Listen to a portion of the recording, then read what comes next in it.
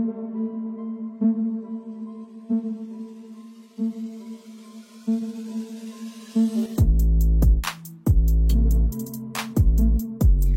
এই চ্যানেলটি আজ 1 লাখ সাবস্ক্রাইবারের মাইলস্টোন কমপ্লিট করেছে।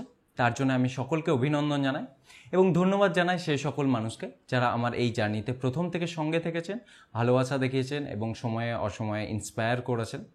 ধন্যবাদ। এই চ্যানেলটি আমি আগের বছর অক্টোবর মাসে শুরু করেছিলাম, মানে টেকনিক্যালি এই চ্যানেলটির বয়স হচ্ছে 10 মাস। এই 10 মাসে আমরা 0 থেকে 1 লাখ সাবস্ক্রাইবার অবধি পৌঁছেছি। এখন যখন আমি ফিরে তাকাই আমি দেখি যে লাস্ট ইয়ার এই সময় আমি এই চ্যানেলটা শুরু করার কথা ভাবছিলাম, তখনও শুরু করিনি, শুরু করব ভাবছিলাম এবং তার 1 মাস পর আমি শুরু করি। তো প্রথম 10 দিনে আমার চ্যানেলে ওই 15টা থেকে 20টা মতো সাবস্ক্রাইবার ছিল এবং ওই 100 থেকে 150 মতো ভিউজ এসেছিল। এবং আমার খুব ভালোভাবে মনে আছে যে প্রথম 30 দিনে আমার চ্যানেলে আমি 10টা কি 11টা মতো ভিডিও আপলোড করে ফেলেছিলাম এবং এই 10টা 11টা ভিডিও থেকে আমার 400-450 মতো ভিউজ এসেছিল এবং সাবস্ক্রাইবার ছিল মনে হয় 55টা সাবস্ক্রাইবার আমার এসেছিল। যদিও এই সকল সাবস্ক্রাইবার বা ভিউজ পুরোপুরি অর্গ্যানিক ছিল, মানে আমি কখনো আমার ভিডিও কাউকে শেয়ার করি না, ইনফ্যাক্ট এখনও করি না, আমি তখনও করতাম না। তো আমি মনে করি যে আমার এই ভিডিও বা আমার এই চ্যানেল অর্গ্যানিক্যালি গ্রো করার পিছনে এই ভিডিও শেয়ার না করার একটা বড় রোল আছে। যাই হোক, সেসব তো পরের কথা। আমি আজকে এইসব কথাবার্তা কেন বলছি জানেন?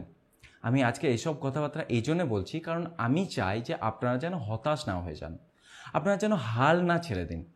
দেখুন, আমি এটা খুব ভালোভাবে বুঝি যে আমরা যখন ইনিশিয়াল ডেজে মানে ইউটিউব শুরু করি তখন যখন আমাদের ভিউজ আসে না তখন কতটা আমরা হতাশ হয়ে পড়ি বা কতটা ডিমোটিভেট হয়ে পড়ি এবং এই সময় আমরা ভিডিও আপলোড করা বন্ধ করে দিই। এবং এটাই হলো সবথেকে বড় ভুল, এটাই তো টেস্ট। আপনাকে ভিডিও রেগুলার আপলোড করতে থাকতে হবে, ভিডিওটা কন্টিনিউ আপলোড করতে থাকতেই হবে। আপনার যে কোনো ভিডিও যে কোনো সময় ভাইরাল হয়ে যেতে পারে এবং যদি আপনার একটা ভিডিও ভাইরাল হয়ে যায় না, বাস আপনার কাজ হয়ে যাবে, আপনার আর ফিরে তাকানোর কোনো দরকার নেই। তো আমি জানি এই কথাগুলো আপনারা খুব ভালোভাবে জানেন, আপনাদেরকে বোঝানোর কোনো দরকার নেই। তবুও আমি যদিও কোনো দিন এরকমভাবে কখনো সামনাসামনি বলি না, তবুও আজ আমি মনে করলাম আপনাদেরকে বলা উচিত। তবে এর বেশি আর আমি কিছু বলবো না, এর বেশি কিছু বললে ওভারডোজ হয়ে যাবে, আপনাদের মনে হবে যে আমি জ্ঞান দিচ্ছি। অ্যাকচুয়ালি আমি জ্ঞান দিচ্ছি না, জানেন তো। জ্ঞান আমি দিচ্ছি না এই কারণেই, আমি জাস্ট একটা পয়েন্ট আপনাদেরকে বোঝাতে চাইছি। পয়েন্টটা হলো যে আমি যদি পারি তাহলে আপনারা কেন পারবেন না? অবভিয়াসলি পারবেন। আমার মতো একটা সামান্য সাধারণ ছেলে যদি পারে তাহলে আপনি তো অনেক ফার সুপিরিয়ার, অনেক ফার বেটার মানুষ।